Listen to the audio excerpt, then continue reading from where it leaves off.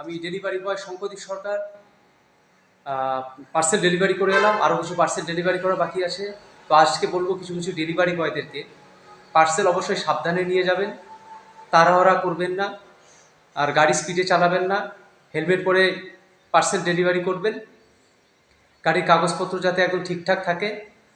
আর হচ্ছে যদি কাস্টমার বাড়িতে যান, যেখানে সেখানে যদি কোনো ভাঙা চোরা জিনিস থাকে বা কোনো আবর্জনা থাকে, সেখানে সাবধানে চলাফেরা করবেন, কারণ সাপ টাপ থাকতে পারে।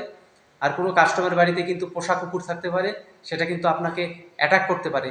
দেখবেন যে কুকুরটার লেজ এভাবে নাড়ছে, তাহলে কিছুটা হলেও আপনি সেফ। আর যে কুকুরটা লেজ নাড়ছে না, চুপচাপ আছে, তাহলে কিন্তু সাংঘাতিক ব্যাপার। আর হচ্ছে মোবাইল চার্জ ঠিকঠাক রাখবেন, আর টাকা পয়সাগুলো ঠিকঠাক নিয়ে যাবেন। আর হচ্ছে বাইকটা যাতে পড়ে না যায়, স্ট্যান্ডটা ঠিক মতো করবেন।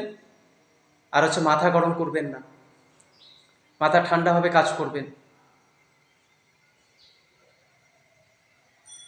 তো ভিডিও ভালো লাগলে অবশ্যই লাইক শেয়ার করবেন।